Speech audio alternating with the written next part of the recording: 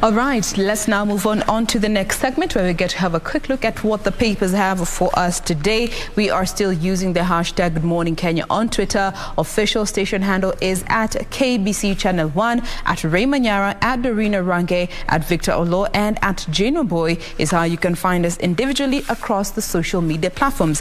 I start you off with the Daily Nation. Very busy today, but let's start with the main read. Ugali, Chapati to cost more in new taxes. So looking at the targeted higher taxes on motorcycles, cosmetics, jewelry, alcohol, chocolate and water, MPs are set to take to the public for debate the finance bill of 2022, which seeks to raise 50.4 billion to plug a hole in the 3.33 trillion national budget. But looking at the effects, according to analysts, they are warning that this will lead to hyperinflation, which will ultimately boil down to the rise in the cost of living, the rise in increased cost of production, as well as and especially so for local manufacturers, and many other people may lose their jobs in this pursuit. But away from that, looking at some bit of politics that have been featured here, I will be giving you details of this particular story concerning the taxes once we are done with the front pages of the different dailies. But on to politics, Wiper and Jubilee pile pressure on Raila for the DP slot. Now, looking at a weekend that was full of politics and temper here and there, it ended with Raila skipping a date with Kalonzo that was set in Makueni. And after that, Wiper threatened to quit Azimio la Umoja should the running mate position not be given to Wiper leader Kalonzo Musyoka. And on the other hand, Jubilee is also telling ODM boss that it will have nothing short or less of Kalonzo Musyoka for that position. On the other side, we have Ruto's team. We're looking at Ruto's power deal with the coalition allies. Here they go on to say that Ruto, Mudavadi and Mutangula have separate pacts that guarantee ANC and Ford Kenya 30% each, a 30% share of the government, while the other parties that are within this coalition are going to be rewarded based on their performance post the election. So the general elections are what are going to be determining what share of government those other parties are going to be getting. Away from that, of course, the story concerning the expressway has also been featured here on the front page of the Daily Nation, with the dry run test set to take place this coming Saturday on the 27.1 kilometer road. Athletics, of course, Misio and Barciosio also have been featured here after winning the Uhuru Classic Nairobi City Marathon. And finally, an interesting story here when it comes to solving crimes, at least a route that has been used by detectives and forensics in China. First responders to the scene, none other than houseflies. They're being used to solve crimes. How? I'll be telling you in just a bit. Victor. Okay, as you're talking about the price of Unga to go up, here, Raila vows to lower Unga prices and initiate football reforms. The ODM leader Raila Odinga yesterday assured his supporters that he had not forgotten his reforms journey, stating that his pledge to bring down the cost of Unga and living is still much alive. So, just as a rejoinder of what you're talking about, a quick look at the front page of the Star newspaper revealed intrigues in Raila deputy pick. Kalonzo camp has rejected any arrangement where he is paraded for questioning. That sitting begins today, and it will be interesting to see whether he will be attending that 7-member committee. Police order second autopsy in Sankok's son suicide probe. A second post-mortem will be conducted on the body of nominated MP, that is David Sankok, son, who to clear a number of emerging issues. Memusi Sankok, 15 years old, allegedly shot himself dead with a gun last week. Police handling the probe said that an autopsy conducted on May 3rd did not cover a number of issues that are key in such deaths. So a second autopsy has been ordered. Nairobi Expressway open for use from Saturday, says President Kenyatta. That will be next week. And of course, that's a story that has been handled since yesterday. Very quickly, revealed that the intrigues in Raila deputy peak as interviews begin. Wiper leader Kalonzo Musyoka's only representative in the team lifted the lead on simmering implosion in the committee that is expected to submit its report on Tuesday. That is Kitui Senator Enoch Wamboa, who on Saturday threatened to walk out of the vetting team, protesting, among other issues, the late inclusion of Kitui Governor Charity Ngilu in the shortlist that has grown from the initial 7 to 11 candidates. So we have got a number of candidates here. We have got Kalonzo Musyoka, Martha Karua, Peter Kenneth, Wycliffe Oparanya, Sabina Chege, Hassan Joho, Peter Monya, Charity Ngilu, Lee Kinyanjui, Stephen Tarus, and finally Gideon Moi. Who will make it to the final list? I will cancel debts owed by state-owned farms, Ruto. He also promises to establish 5,000 housing units in every shopping center. The interactive economic meeting, which was held in Kisii, Nyamira, Busia, Bungoma, and later in Trans Nzoia, were aimed at consolidating votes and wresting power from regions perceived to be ODM Raila Odinga's stronghold. That is where the DP was for over the last 5 days. And finally, MPs to hold Kamkunji on pay cut and welfare as House resumes. Lawmakers agitated by Salaries and Remuneration Commission plans to review allowances. And so Speaker Justin Muturi allowed the meeting to proceed following a request by Ugenya MP David Ochieng, citing a plan by the SRC to slash the MP's money. How is it going to pan out? Doreen, what do you have?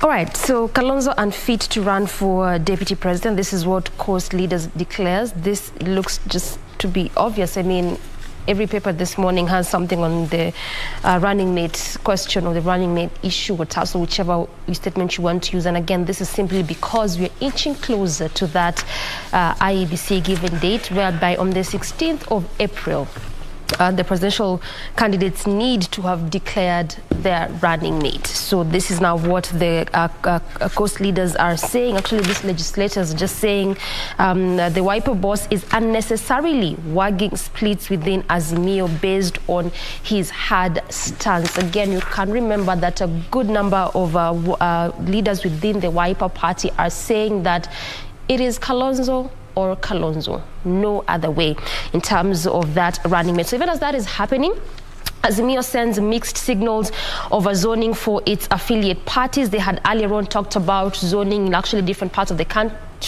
but now as it stands, this is just only going to be happening in Nairobi only. And the biggest question is that perhaps if this happens, what happens to those candidates who have already been given the nomination certificates? Because simply what that means is that after the nominations was completed, names already submitted to the IEBC, then it is those names that are supposed to be used when it comes to the August 9th general election. So when the coalition says that they are going to employ zoning in terms of trying to see which candidate is popular to fly the flag, because that is what they're saying here, then ultimately what happens to the already candidates who've been given the certificates, and as per, you know, the law, they're supposed to be the ones flying the ticket when it comes to the August 9 general election. So obviously this has sent also mixed reaction just within and amongst members in the party when it comes to zoning, much as they have only subjected this to Nairobi only and not the various parts of the country as it was mentioned earlier.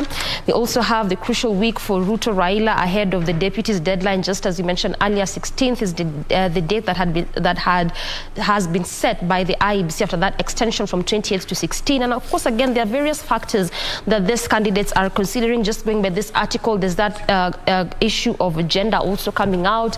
A candidate who is going to ensure that the presidential candidates are going to get more votes. So there's that question of votes. There's the regional outlook. Remember that also that is a contribution within the constitution, whereby the face of the executive needs to have a regional outlook. And that is why you will see if the president is from one region, then ultimately the deputy needs to be from another region. And again, we cannot shy away from the fact that that politics of our country in one way or another are ethnic based. So again, there's also that factor.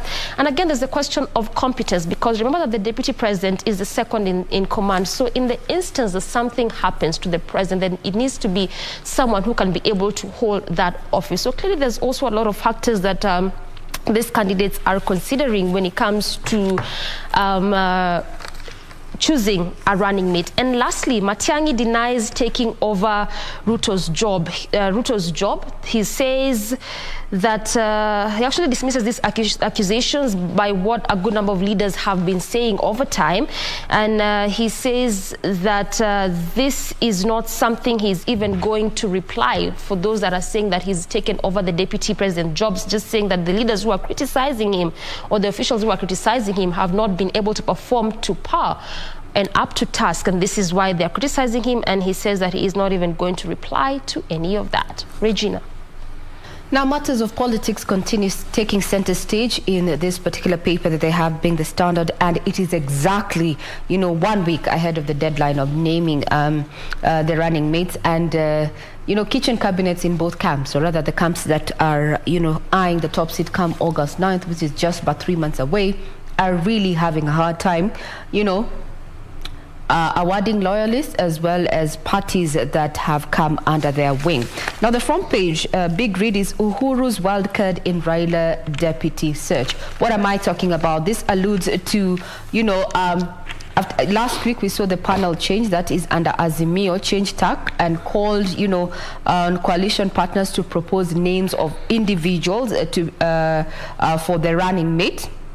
And they abandoned the interviews that were to take place between 4th and 10th. Now, today and tomorrow, the panel is going to be engaging candidates shortlisted for running mates. Now, when we talk about that, Uhuru's wildcard in regard to that, Azimio's choice for number 2, this points to the decision by the Jubilee party to present the names of former Gatanga Member of Parliament Peter Kenneth and Muranga woman rep Sabina Chege for the running mate slot. This is quite a game changer.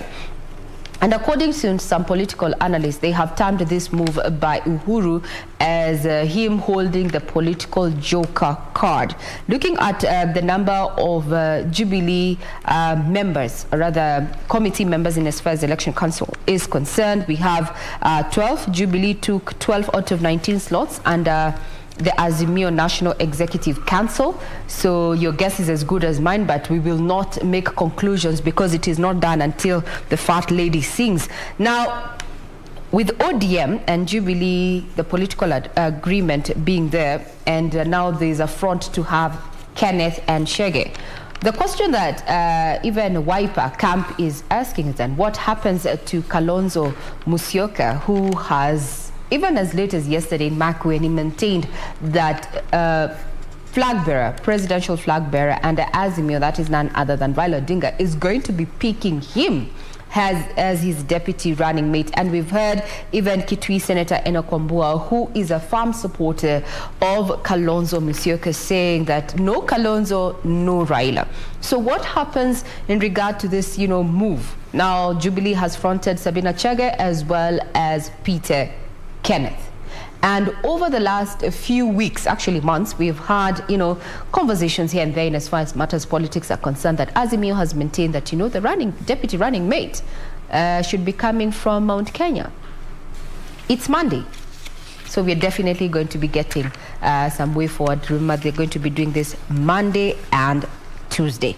But that is not all in as far as the front page of this particular daily is concerned. We are seeing now corporates and firms choosing, or rather opting to have other alternative power sources. Why? This is to bring down the cost of production. The power has been quite a factor in the cost of production and the product, and the cost eventually actually is passed down to the consumer. Now farms, we are seeing a paradigm shift to being independent, so to speak, though connected to the power grid, but getting alternative sources of power to bring that cost down. There is also a report here, a little bit on matters of human interest, and this is talking about, the pain of families nursing disabled members And it says, unknown to many, adult diapers are some of the most expensive items for people with disabilities, which force some caregivers to skip meals to afford. Also on the big read is that the court has ordered a man to sell his house and share the proceeds with an ex-lover. Now, the two lovebirds relocated from Kenya to Kenya from the UK, and the woman accused the man of promiscuity and returned to the UK, where she was remarried. Now, in making that verdict, or rather making that decision, the judges of the Court of Appeal went on to say that it is evident that at the time Mavani registered Miss Barton as a joint owner, and it was understood that she was an equal joint owner. Now, according to the judges, the intimate relationship existed between the two, and in that exchange for love and affection, the man registered the woman as a joint owner of the home. Well, this is an interest read. Remember, issues of property ownership and inheritance are very rife in our country there, but can a court in Kenya make decisions that are going to affect even cases that are way overseas? Well, we are likely to keep updates on that with stories from the corridors of justice. Also, a big read here is that why governor aspirants have suddenly realized women would be the best running mates. Who are we talking about? Quoted here, we have Joyce Wanjiku Ngoge, Kiambu Deputy Governor nominee, Dr. Naomi Njeri, who is Murang'a Deputy Governor nominee under the Jubilee Party. We have Ms. Catherine Mugo, Murang'a Deputy Governor nominee under the Farmers Party. Esther Minor, Dr. Esther Minor Nyeri, Deputy Governor nominee under the New Democratic Party. We have Ms. Linda Kiome Gitonga, Meru Deputy Governor nominee, and Dr. Winnie Mwangi, Murang'a Deputy Governor nominee under UDA. Why the sudden change in tact? Now, according to Dr. Thuman Thenge on and commenting about Dr. Wanjiru Minor, he says there were 5 leaders who had applied to be offered the running mate position, but a farm laborer recommended Dr. Minor, and I found her fit for the position since she resonates with the voter. This is well fleshed out for you in this particular daily, just to look at the role that women are playing in as far as leadership is concerned. We are also having conversations, or rather hearing conversations from the IBC that is seeking to bar parties that do not adhere to the gender rule. Will this hold water? All these conversations, I'm sure, are going to be put into perspective as we speak Matters Politics with our analyst this morning. So do keep it right here. Jane? Now, I think that actually just brings us to a close of this segment, but it's interesting looking at that story you had touched on regarding to property and marriages. And I think it's one of the reasons as to why we are seeing so many people, at least these days, and especially if you're coming from a family that is considered to be well off, they are advised to sign prenups, premarital nuptials, to separate property that is earned prior to the marriage and within the marriage. And it's something that we're seeing so many of the younger people especially resorting to as compared to the older generation. I don't know what your thoughts are on that, Victor. Before I answer that, just related to that one, 26 Kibor children seek to end dispute over vast property. This is what you know, the late Jackson Kibor's family members want to end disputes over his vast estate amicably following the release of his will. So family members, including 26 children and 3 wives, have said that they will engage in dialogue by the elders. 26 children and 3 wives. Yeah, so it's always good to work hard for your own. I mean, even I think there is a part of the judgment that said that what you work for before you get married belongs to you. You know, there's actually a story I came across of this couple in the States, both in their 50s. They married when they're in their 50s, so they both have children, and they had agreed, by the way, we are coming together to just die together. Mambo ya watoto, kila mtu ako na wake. So according to the agreement that they had, they were both doing very well financially. So they decided that the lady will leave all her property to her children, and the guy will leave all his property to his children once they pass. So going on 50-50 when it comes to bills, but at some point the guy's business was not doing well to a point that he had to shut down. And that was a business that was given down from his grandfather to his father, now to him. So now he's saying that he actually was suing the wife because she did not want to include his children in her will post the agreement that they had. But what this lady had decided to do, she said that in the event she passes before the guy, she will leave half of her property to the man, and once he passes, it should revert back to her children and not his children. I don't know. Semeni kizungu mkuti. That's why they say. But do you think this man is justified to sue the wife for not including his children in her adjusted will post the agreement that they had? And this is all pegged on the fact that his business actually collapsed. And this is a true story, mind you. I think mtaka yote ukosa yote, you know. I'm just looking at it in retrospect. Supposing his business continued to flourish. That was the idea. Yeah. Yes. Supposing his business continued to flourish, then would he have also sued the wife on that ground? I tend to think people have so many expectations of their partners, but when reality hits, have a conversation the same way you sat and had that conversation before. Have another conversation and chart the way forward, because you have been living together.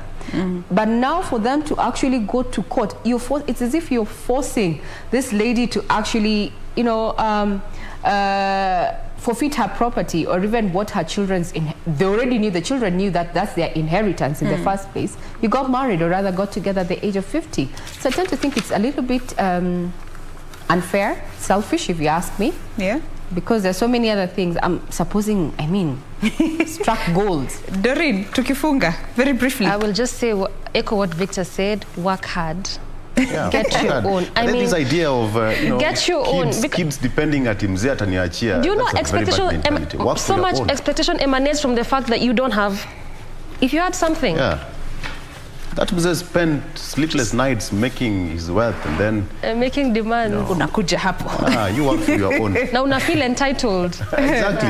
Why? Well, this the intricacies that come along with the modern day relationships. But nonetheless, we are done with this first segment of, or rather second segment of Good Morning Kenya. We want to catch a very quick breather, but we will be back to continue with more that we have lined up for you. Do stay with us.